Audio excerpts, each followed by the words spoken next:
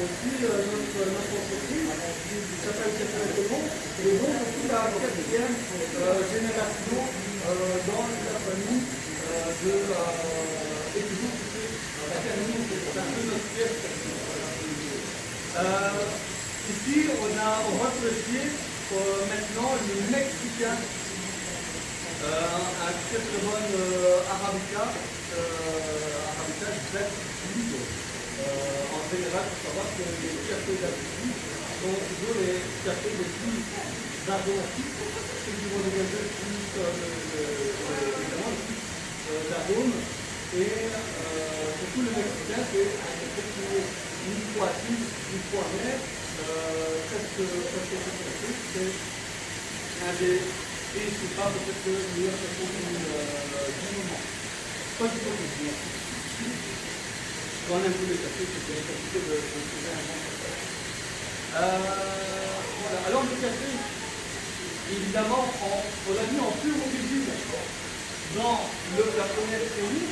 Il est monté dans le deuxième réservoir où on a attendu que le tambour rotatif soit chaud. Et une fois que le tambour rotatif était chaud, on a mis le café vert à l'intérieur. Le café vert est dans un tambour rotatif, pourquoi? Parce qu'il doit cuire de façon homogène. Il doit cuire toujours en mouvement. S'il restait directement sans bouger sur une plaque, il cuirait d'un côté, mais pas d'un autre côté. On n'est pas en train de cuire des steaks, mais bien du café. Alors, on va pousser le tambour à 220 degrés, mais de façon lente. En mettant le café, la température du tambour a descendu jusqu'à 130 degrés, et puis il va commencer tout doucement et jusqu'en bout de course à 220 degrés. C'est ce qu'on appelle la cuisson lente. La cuisson lente permet ici d'obtenir un café avec une cuisson homogène sans que le café ait reçu un choc thermique.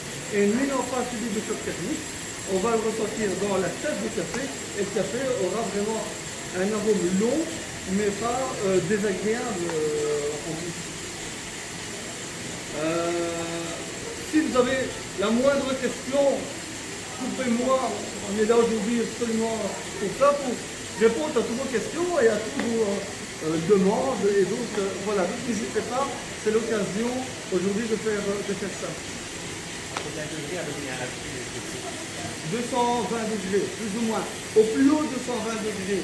On essaye, avec les trappes ici, à réguler de chaque hauteur, à réguler justement la température. Si la température monte un peu plus, papa va justement faire des systèmes d'aération pour justement diminuer à ce moment-là le tambour.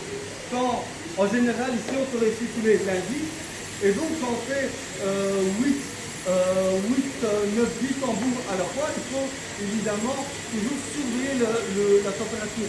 La température, c'est vraiment hyper important, parce que plus on va chauffer, plus le tambour est chaud, et plus justement, il faut réguler cette température. Il ne faut pas oublier qu'on travaille avec une machine qui est magnifique. Elle a 75 ans, on la bichonne, un peu comme une maîtresse. Je sais pas si m'attendez ça là. Cette machine, elle est vraiment soignée, elle est dressée, c'est comme une locomotive. Voilà. Il y a tout est mécanique, il n'y a rien d'électronique. Et c'est pour ça que j'espère, j'aurai mes petits-enfants et mes enfants et encore plus loin encore, j'espère, continueront toujours avec cette même machine. Parce que tant qu'elle est entretenue, et encore une fois, c'est de la mécanique, on peut durer des années encore.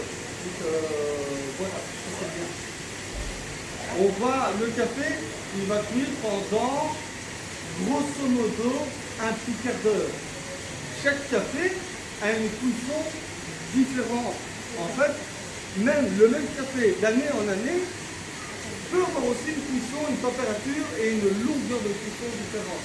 Le café, c'est un peu comme le vin, tout peut changer. C'est par exemple, finalement, la température est trop forte, justement, ça ne redescend pas assez, qu'est-ce qui se passe? En fait, si la température est trop forte, à ce moment-là, le café peut s'ouvrir beaucoup trop vite. Et s'il cuit trop vite, il va trop cuire à l'extérieur, mais pas à l'intérieur. Et l'idée dans la purification, dans la méthode lente, c'est que le café soit d'une cuisson homogène, c'est-à-dire qu'il cuit aussi bien à l'intérieur qu'à l'extérieur. Si jamais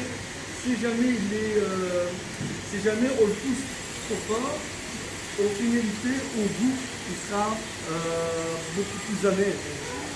Et donc, l'idée ici, l'idée de papa, c'est de trouver justement le bon équilibre entre l'amertume, parce qu'un café, malgré tout, toujours pas de l'amertume, donc c'est trouver le bon équilibre entre l'amertume et l'acidité. L'acidité, c'est le contraire, c'est quand le café n'est pas bien cuit et qu'il est trop peu cuit, justement.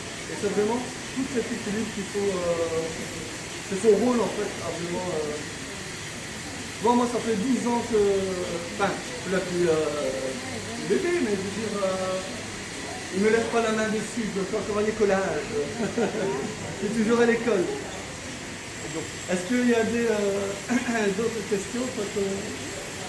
Et donc les températures peuvent varier, c'est pas toujours 220 degrés. Ça peut varier, oui, tout à fait. Ça peut varier.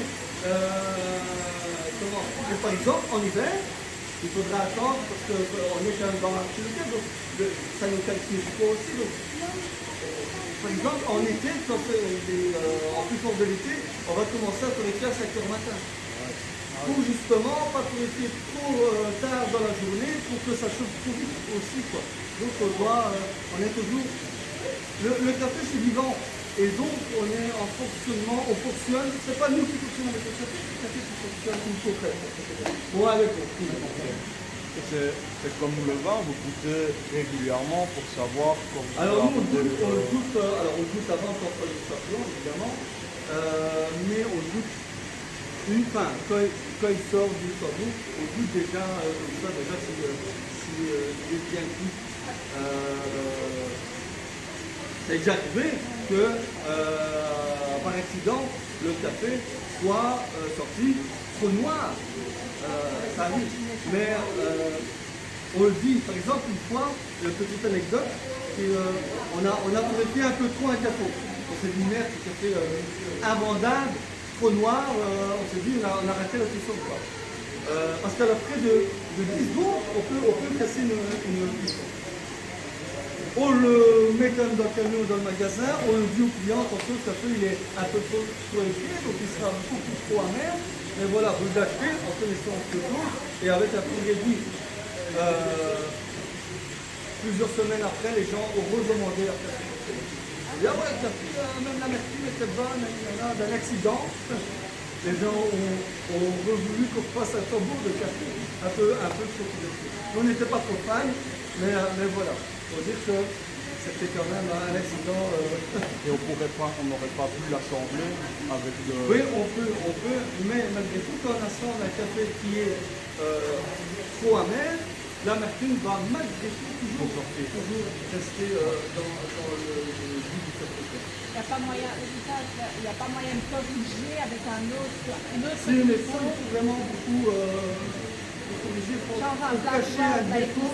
tu peux mettre autre chose. Mais pour cacher un café avec un défaut, il faut vraiment beaucoup de café. Et malgré tout, on sent quand il y a un mauvais café. On voit la couleur d'être torréfié, tu mélanges avec un autre, tu aurais une couleur différente par rapport à l'autre. Ça, c'est toujours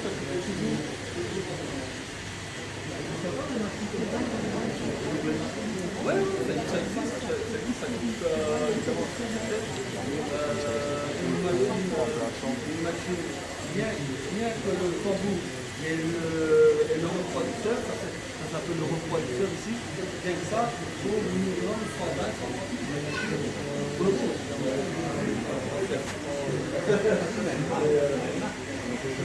Ça, c'est du Probat. Ça, c'est Probat. Alors, ça s'appelle une marque, la Probat, c'est une marque allemande. On voit le logo de Probat. Il existe plusieurs marques dans les tracteurs. Probat, c'est la Rolls-Royce de la Chine. ça que c'est la cure aussi autant. Il y a des marques turques, par exemple, qui s'appellent Garantie et qui sont moins fiables. Il y a des marques hollandaises qui s'appellent Gilsen, qui est un peu le pendant de Provac. Il y a quelques marques comme ça. Mais en tout cas, dans ce modèle-là, il faut qu'un jeune qui doit se lancer maintenant en tant que réfracteur, il se tire déjà une balle dans le pied ou alors il a déjà un défaut conséquent. Parce que après ça, il faut seulement une autre machine pour justement prendre le sac, il faut une autre machine pour monter le café, il faut ça sert à prendre la pulpe, la pâte. En cuisant, quand le café cuit, autour du café vert, il y a une peau. Et pendant la cuisson, cette peau, elle va s'enlever. Et ça s'appelle la pâte. Et cette pâte, elle va tomber dans cette étude-là. Ça aussi, c'est important. Ça n'a aucun goût, hein. En fait, le café, il a un peu d'humidité dans le café. Pourquoi? Ce sont des cafés qui sont lavés, donc c'est un traitement qui est subi. Les cafés lavés contiennent une micro-goutte de café dans la graine du café, et pendant la cuisson, cette goutte, elle va vouloir ressortir dû à sa pression, elle va éclater le café, elle va ouvrir le café. Justement, pendant la cuisson, on va entendre des tac, tac, tac, tac, tac, tac, c'est-à-dire que pour nous, ça veut dire que le café est cuit à cœur. C'est pas pour ça que le café sera cuit comme nous on veut, mais en tout cas, c'est dire qu'il est cuit à cœur. Et en éclatant, cette pâte, cette peau, elle va aussi sortir et on va mettre dans le jardin. En fait, vraiment, c'est pas dans le jardin. On peut rien faire avec. Oui, oui, oui. Et vos grands-parents ont bien choisi un instrument. Ah ouais, ouais, ouais, ouais, heureusement. Honneur à eux. C'est ça, les animaux, non? Bah, je crois.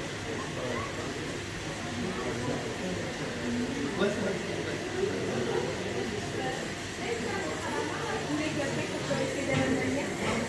Pas forcément, non, parce que chaque café est différent. Et même une même récolte, d'année en année, suivant les conditions climatiques, c'est vraiment comme le vin. Parfois, tu as des années côté des cafés qui sont parfois plus secs. Et donc, c'est vraiment, il n'y a pas de multilicteur dans les tambours. C'est vraiment à l'œil et son expertise à lui. C'est-à-dire, bah, là, maintenant, cette couleur-là, c'est la couleur qu'on veut.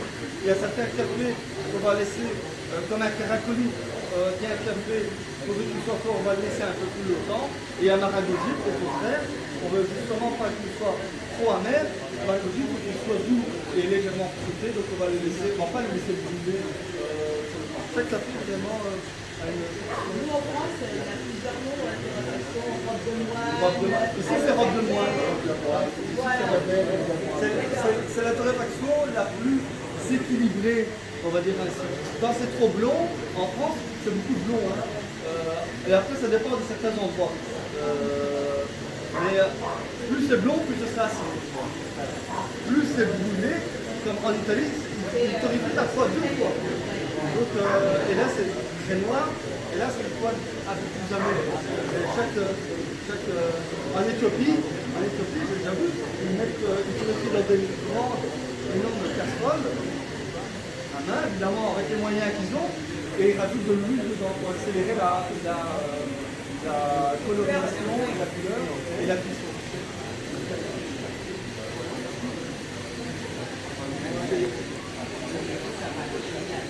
Chaque année,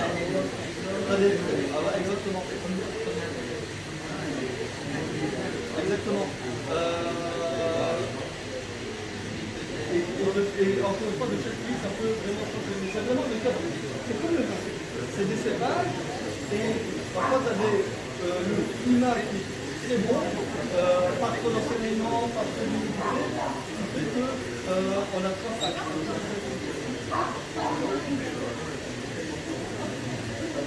C'est un truc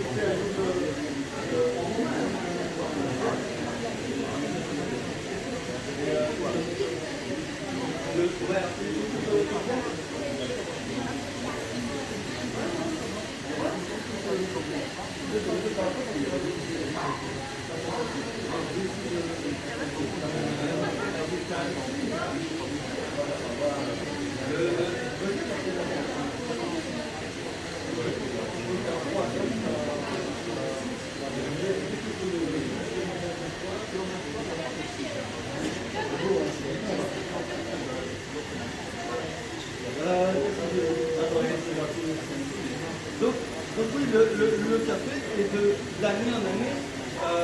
Il y a des années où le café n'est pas si bon que ça, et puis des années, des récoltes super bonnes. Par exemple, ça fait 2 années de suite dans une région du Brésil qui s'appelle le Sul de Minas, c'est une des plus hautes montagnes du Brésil, où à cause du dérèglement climatique, dans cette montagne-là, il y a du gel au mois de juin, en pleine période, etc. Et donc, c'est des cafés, c'est les producteurs qui fait la moitié des récoltes, du gel, pour que ça tue le fruit du café. Et les fruits qui sont plus bons, cette année seront un peu médiocres. Heureusement, avec le Brésil, c'est énorme ce pays. Donc, nous, en tant que consommateurs, on sait bien qu'on va pas prendre cette année du sud de Minas, on va prendre une région plus basse, où on aura un autre café qui est quand même meilleur de qualité, malgré que le sud de Minas, c'est le meilleur café normalement à cause du dérèglement climatique. Par contre, dans l'année prochaine, il va devenir top 5, tout dépend.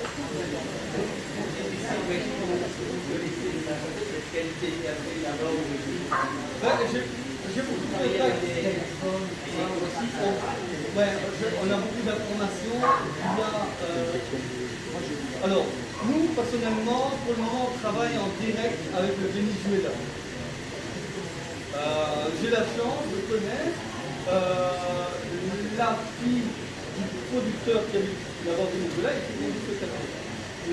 Et c'est la fille qui m'a fait devenir les sacs du Venezuela. Et ce qui est bien avec eux, il faut savoir que tous les pays producteurs de café qui se trouvent sur l'équateur de la Terre, ce sont les pays les plus pauvres du monde. Et dans ces pays-là, il faut savoir qu'il n'y a rien qui est jeté. Et c'est des gens qui sont, en plus de ça, mal payés par rapport au travail. Mais dans le circuit du café, il y a beaucoup d'intermédiaires. Et à chaque fois, l'intermédiaire se souffre sur le niveau du transport, au niveau du pays même, au niveau du dévoilement, et puis en dernière couche, il y a nous, et puis en dernière couche, il y a vous pour voir le café. Et là, au Venezuela, c'est bien parce qu'il n'y a plus d'intermédiaire. Il ne reste plus qu'en fait le port de Zébouille pour dédouaner le café, mais le reste, c'est fini. Et moi, le café qu'il m'apporte, je le paye directement à son papa. Et donc, il n'y a personne qui va sucrer. Dans le prix, bien sûr, il y aura le prix du transport, qui est le prix le plus conséquent dans le café, et puis l'argent fondu. Et finalement, et malheureusement, je ne peux pas le faire avec tous les autres pays, parce que ça serait impossible. À mon niveau, à moi, parce qu'il y a un petit, il y a des petits sur la communauté. Alors moi, j'ai une petite proposition en disant, le producteur du Venezuela de café, pour moi, il aura l'argent, le fruit de son travail qui sera bien rémunéré. Et en conséquence, surtout que le Venezuela, pour le moment, c'est le gros bordel géopolitique. Et comme la plupart des pays font ça, c'est le problème. Mais voilà, au moins, ils sont bons, et bien clients. Bonjour les gars. Salut à tous. Ça va. Oui, vous allez me voir au double vision.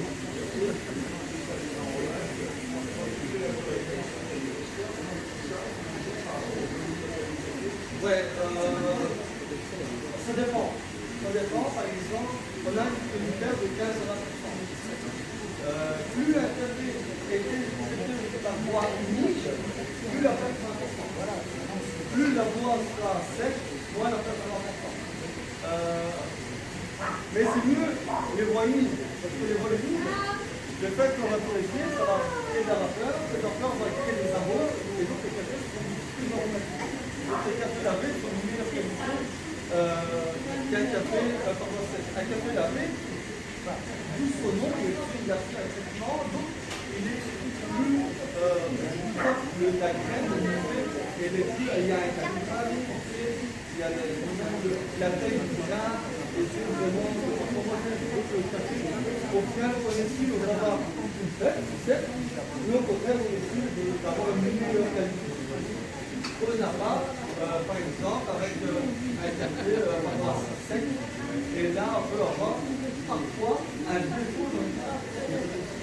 Malheureusement, nous, malgré qu'on regarde ici comme l'aile, quand il y a un défaut, on ne le voit pas, ça passe.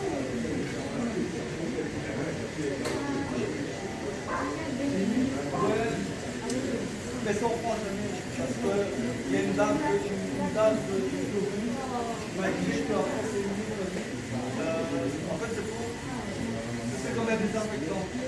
Ça va tuer les insectes, les micro-insectes, ou des bactéries, tout ça. Mais malgré que c'est rincé plusieurs fois, il reste une petite part de produits toxiques. Et ce produit toxique va venir se loger dans le foie, dans les reins, et c'est pas bon. C'est pour ça que, franchement, je vous conseille, faites comme vous voulez évidemment, mais c'est comme tout. Si vous voulez une bonne viande, allez chez votre boucher. Si vous voulez un bon fromage, vous allez chez votre fromager, et un bon café chez votre torréfacteur. Le torréfacteur et chaque torréfacteur, en tout cas s'il travaille comme nous, et en général je pense que oui, chaque torréfacteur va choisir toujours les meilleurs. Parce qu'on est en direct avec vous, et nous ce qu'on veut c'est que vous reveniez nous acheter notre café. Et vous ne savez pas juste. Et pour moi, et ça c'est d'un avis personnel, et certains le savent maintenant, le café de grande surface, pour moi n'est pas du café, mais ce sont des résidus de mauvais café en fait. Et une fois que c'est torréfié, que c'est moulu, voilà. Et sur un emballage de café, ça sera même remarquez le nom ou mélange,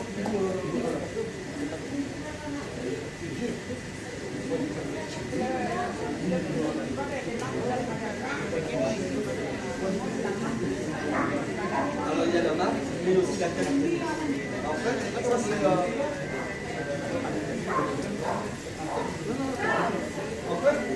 c'est une bonne question aussi. En fait, il faut savoir que vous disiez tantôt, chaque producteur de café, chaque huile, ce sont des huiles photo. Et donc, rien n'est jeté. Tout doit être vendu pour un producteur. On ne veut pas le perdre. Et ce qui va se passer, c'est qu'il va y avoir une classification dans les cafés. Par exemple, au Kenya, Je vais te sortir, là, tu as quelque chose alors, à si faire. je vous explique après. Si vous voulez faire des photos pour votre Instagram, Facebook, en même temps.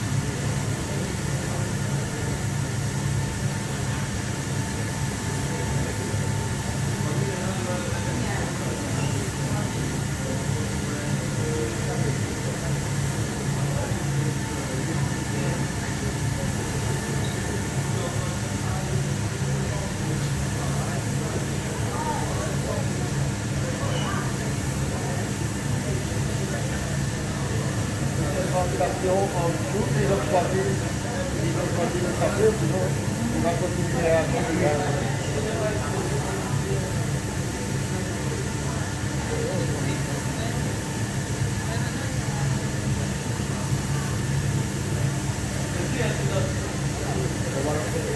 combien de temps? Une fois que notamment comme ça avec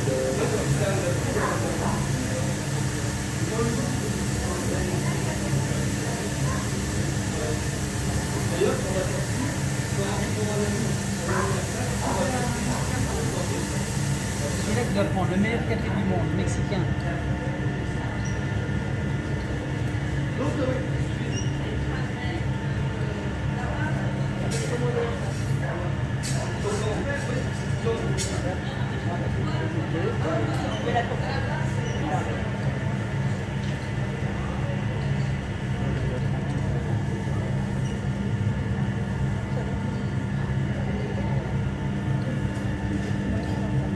Merci.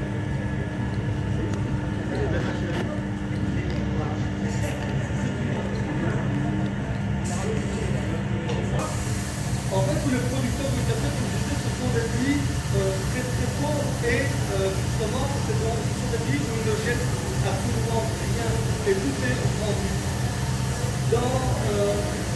Par exemple, le Kenya, je dis celui-là parce que c'est le plus facile à expliquer pour que vous compreniez bien. En fait, au moment de la récolte, il y a trois catégories. Il y a le AA, le A et le AB.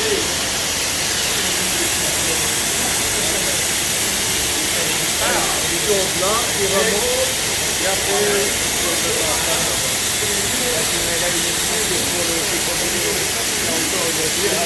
là, il y a une trappe à ouvrir là-bas et tu mets ton sac en dessous.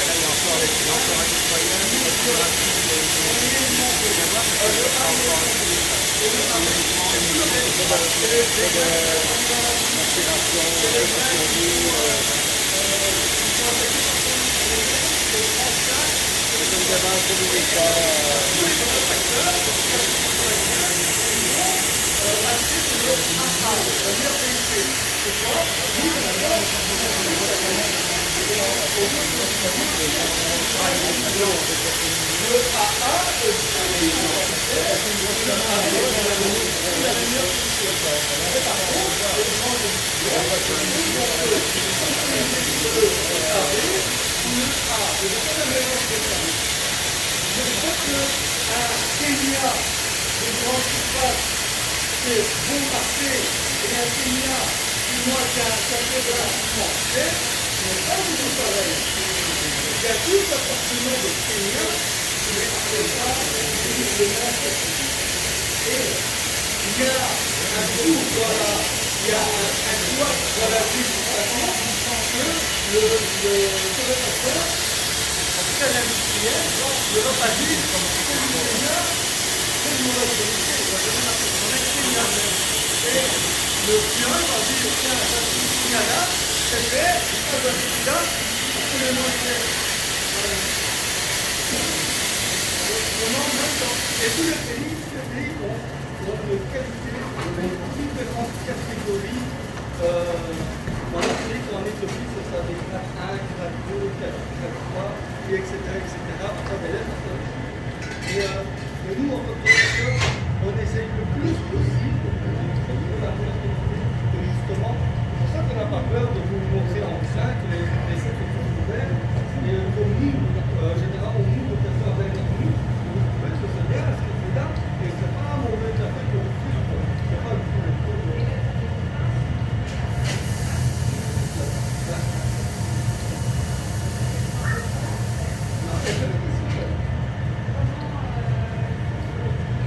Il y a assez à la source. Et c'est toujours là. Il y a un travail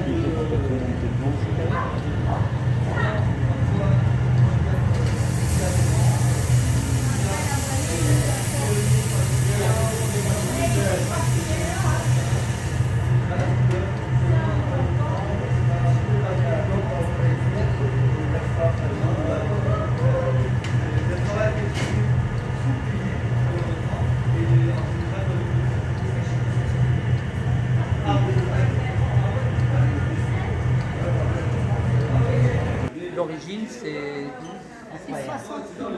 C'est incroyable, hein?